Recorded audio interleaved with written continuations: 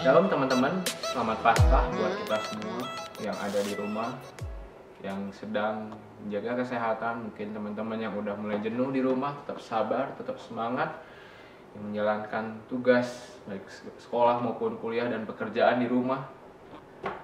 Dan tetap jangan lupa kita tetap bersekutu sama Tuhan setiap hari supaya kita diberikan kekuatan selama pandemi corona ini. Pada hari ini, Sabtu 11 April 2020, dalam rangka Paskah ini, gue akan membagikan sedikit firman yang bertemakan Because He Life, atau sebab dia hidup. Mungkin lewat kata-kata sebab dia hidup ini, kita diingatkan oleh sebuah lagu yang melirikan seperti ini. Sebab dia hidup, ada hari esok. Sebab dia hidup, ku tak gentar. Karena ku tahu, dia pegang hari esok, hidupku jadi arti sebab dia hidup. Ya, penggalan lirik itu akan gue jadikan beberapa poin sharing gue hari ini yang bersumber pada Lukas 24 ayat 5-7. Teman-teman di rumah juga bisa sambil buka Alkitabnya, dan gue mau bantuin buat teman-teman baca ayat ini. Lukas 24 ayat 5-7. Mereka sangat ketakutan dan menundukkan kepala. Tapi kedua orang itu berkata kepada mereka, "Mengapa kamu mencari dia yang hidup di antara orang mati? Ia tidak ada di sini. Ia telah bangkit. Ingatlah apa yang dikatakan pada kamu ketika ia masih di Galilea, yaitu bahwa anak Tuhan harus diserahkan ke tangan orang-orang berdosa dan disalibkan dan akan bangkit pada hari yang ketiga." Poin yang pertama yang dapat gue share di sini, because he life atau sebab dia hidup, ada hari esok atau pengharapan. Di sini perempuan-perempuan yang melayat ke kubur Tuhan Yesus sangat terkejut ketika kuburan sudah terbuka dan menyangka bahwa mayat Tuhan Yesus sendiri dicuri gitu. Namun ada dua malaikat yang berkata kepada mereka, Tuhan Yesus sudah bangkit dan tidak ada di sini lagi. Dan mereka pun mengingatkan kepada perkataan Tuhan Yesus tentang firman-Nya yang dituliskan di ayat ke-7, yaitu bahwa anak manusia harus diserahkan ke tangan orang-orang berdosa dan disalibkan dan akan bangkit pada hari yang ketiga. Mungkin sejenak kita pikirkan dulu suasana melayat ke kuburan gitu. Mungkin teman-teman juga pernah melayat ke kuburan dan teman-teman juga merasakan rasa kesedihan atau ditinggalkan oleh orang-orang yang dikasihi. Sama gitu halnya dengan perempuan-perempuan yang melayat Tuhan Yesus ke kuburan tersebut. Meskipun malaikat sudah mengingatkan sebelumnya tentang perkataan Tuhan Yesus, dan mereka pun tidak sadar akan perkataan itu gitu. Lalu mereka pun sudah itu di ayat ke-8 di sini dituliskan, maka teringatlah mereka akan perkataan Yesus itu.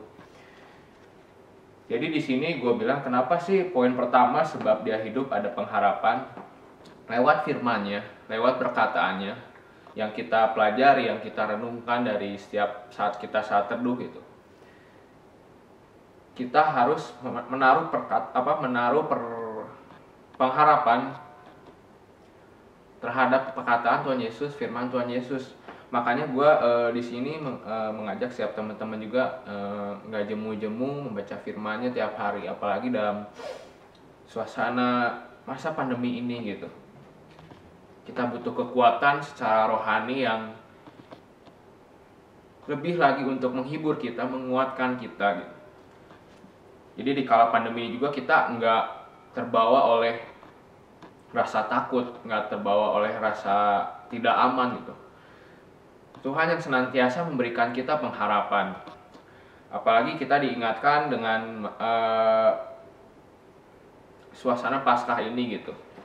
Ketika Tuhan Yesus sudah disalib dan dibangkitkan pada hari ketiga, kita sudah diberikan jaminan untuk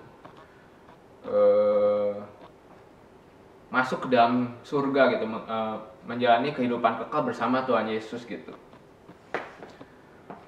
Di saat itu juga tadi perempuan-perempuan itu mungkin merasakan mereka belum tahu bagaimana Tuhan Yesus bangkit, dan mereka juga masih bingung tentang perkataan Tuhan Yesus.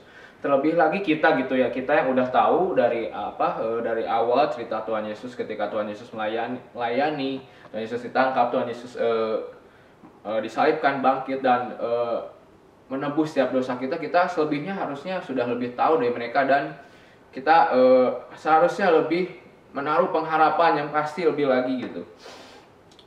Jadi sebab dia hidup, poin pertama, pasti ada pengharapan di dalamnya. Lalu poin kedua yang dapat gue bagikan di tema Because He Life atau sebab dia hidup adalah sebab dia hidup, ku tak gentar. Mungkin teman-teman juga mengalami perasaan gentar secara manusiawi. Kita juga termasuk dalam hal itu gitu. Ketika di dalam masa pandemi ini, mungkin teman-teman yang sekolah, yang kuliah, bahkan yang bekerja gitu, menjalankan banyak tugas, dan ada beberapa orang yang mungkin terancam tidak dibayar atau tidak digaji untuk teman-teman kita yang bekerja gitu. Sama halnya seperti gua gitu, gua bakal kesaksian dikit. Gua tuh lulus pada tahun kemarin November, dan gue memutuskan untuk beberapa bulan menjalankan pelayanan gue dulu di anak muda gitu, sebelum gue melanjutkan untuk meniti karir gitu, untuk melamar kerja.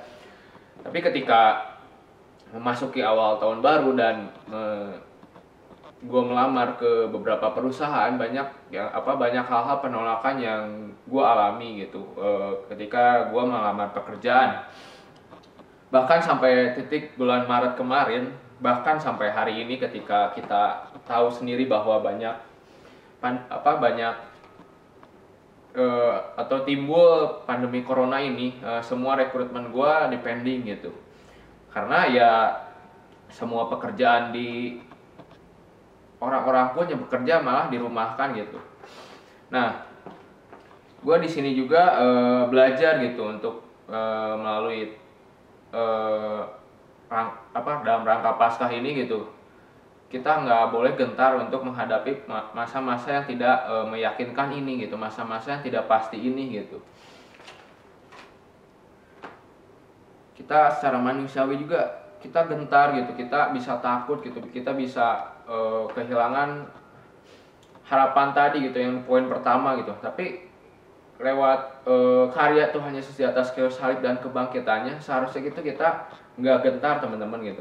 Jadi kita teman-teman sudah ditetapkan rencananya oleh Tuhan sendiri gitu, lewat karyanya di atas kayu salib gitu. Di sini juga gue mau belajar dan bagiin juga gitu dari dua tokoh, dua murid Tuhan Yesus gitu, yang sama-sama mengalami kegentaran gitu ketika Tuhan Yesus hendak disalib, Tuhan Yesus hendak diadili gitu, yaitu Petrus dan Yudas gitu. Namun apa yang membedakan gitu, mungkin mereka secara manusia juga mengalami kegentaran, tapi apa yang membedakan kualitas seorang murid Tuhan Yesus gitu. Pertama, Petrus tuh sama-sama murid Kristus gitu dengan Yudas, poin pertama. Poin kedua, sama-sama berdosa gitu. Petrus dan Yudas pun berdosa. Petrus berdosanya apa ya? Menyangkal Tuhan Yesus, dan Yudas menjual Tuhan Yesus gitu. Namun apa yang membedakan gitu ketika Petrus menjadi seorang yang selanjutnya setelah menerima Roh Kudus yang akan kita bahas di bulan depan, dia berkhotbah di depan banyak orang dan 3.000 orang bertobat, sedangkan Yudas malah bunuh diri gitu. Yaitu Petrus tidak gentar mengakui kesalahannya gitu. Kita lihat kesamaan Petrus dan Yudas ketika mereka mengalami dosa gitu. Dua-duanya sama-sama gentar gitu. Cuman Petrus mempunyai rasa ingin mengalami pemulihan gitu ketika Tuhan Yesus bangkit gitu. Kita lihat di ayatnya di Lukas 24 ayat 12. Teman-teman bisa buka ayatnya di Lukas 24 ayat 12. Sungguh pun demikian, Petrus bangun lalu cepat-cepat pergi ke kubur itu. Ketika ia menyenguk ke dalam, ia melihat hanya kain kafan saja. Lalu ia pergi dan ia bertanya dalam hatinya apa yang kiranya telah terjadi. Jadi di sini Petrus mempunyai rasa ingin tahu, kepo gitu. Dan Petrus juga istilahnya rindu gitu untuk bertemu Tuhan Yesus kembali ketika Tuhan Yesus bangkit gitu. Beda dengan Yudas yang istilahnya kalah oleh kegentarannya dia sendiri dan istilahnya gak mau mengakui kesalahannya gitu, lalu makanya dia memutuskan untuk bunuh diri gitu. Jadi kita diajarkan di poin kedua ini, karya Tuhan Yesus di atas kayu salib dan kebangkitannya mengajarkan kita untuk tidak mengalami kegentaran. Meskipun kita mengalami masa pandemi ini, masa tidak segala sesuatu tidak pasti, dan mungkin kita juga mengalami dosa gitu. Nah, segeralah akui dan jangan istilahnya gentar sama intimidasi si jahat gitu, yang membuat kok lu tuh masih hidup gini-gini aja tetapi nggak mau ngakuin gitu, yang membuat kita tuh malah makin undur sama Tuhan gitu, makin undur dari Tuhan gitu. Itulah poin kedua yang dapat gue bagiin gitu. Poin ketiga, poin yang terakhir pada sharing firman gue hari ini gitu, yaitu sebab dia hidup kita jadi berarti. Ini merupakan lirik terakhir pada lagu tadi ya. Hidup jadi berarti sebab dia hidup. Nah, itu liriknya. Nah, melalui karya Tuhan Yesus di atas kayu salib, hidup kita tuh jadi berarti loh teman-teman. Yang tadinya kita pendosa, yang tadinya kita bukan siapa-siapa, nggak layak menerima undangan untuk masuk ke dalam kerajaan surga gitu, kita jadi layak gitu. Dan ketika kita sadar bahwa semata-mata Tuhan Yesus tuh bangkit buat kita gitu, kita tuh harusnya sadar bahwa hidup kita tuh jadi berarti, dan di sini hidup yang jadi berarti itu hidupnya bukan milik dia lagi gitu, bukan milik dia kita sendiri lagi gitu. Kadang orang-orang berpikir gitu, ketika kita dimenangkan, kita ditebus lewat karya Tuhan Yesus di atas kayu salib dan kebangkitannya, hidup kita jadi bebas, hidup kita jadi gimana kita gitu, hidup gue jadi gimana gue, enggak gitu teman-teman. Ketika kita sadar bahwa kita udah ditebus, udah dibayar lunas gitu oleh Tuhan Yesus di atas kayu salib dan kebangkitannya, kita harus menanamkan kesadaran bahwa hidup kita tuh sepenuhnya bukan milik aku lagi, bukan milik gua lagi, tapi milik Tuhan Yesus gitu. Kadang seringkali kita juga merasakan kekeringan gitu dalam kehidupan kita gitu. Aduh, hidupnya gini-gini aja, hidupnya kekewai gitu. Nah, itu tuh kadang kita tuh sedang hanya ingin memuaskan hawa nafsu kita sendiri gitu. Kita namanya manusia, dalam hukum ekonomi juga sudah dijelaskan bahwa seseorang manusia itu tidak akan pernah puas kebutuhannya gitu. Keinginannya akan selalu lonjak-lonjak gitu dalam dirinya gitu. Nah, seharusnya gitu ketika orang sadar penuh tuh, ya hidup gua jadi berarti buat Tuhan dan buat orang lain juga gitu. Sama seperti Petrus yang tadi gue udah sempat sharingin dan gue udah sempat bandingkan dengan Yudas dan Rasul Paulus gitu, yang teman-teman tahu sendiri gitu, ketika sebelum Petrus sadar akan karya Tuhan Yesus di atas kayu salib, dan Paulus juga gitu, mereka tuh orang-orang yang istilahnya pecundang gitu, dan mereka menyangkal Tuhan Yesus, Petrus gitu menyangkal Tuhan Yesus serta Paulus yang membunuh orang-orang Kristen gitu. Nah, dan teman-teman juga tahu sendiri bahwa mereka juga menjadi seorang pengkhotbah, seorang pengabar Injil yang hebat gitu. Petrus berkhotbah, 3.000 orang bertobat. Paulus berkhotbah ke kota-kota gitu. Nah, gue mau ajak teman-teman juga buka ayatnya di Roma 10 ayat 1 sampai 3.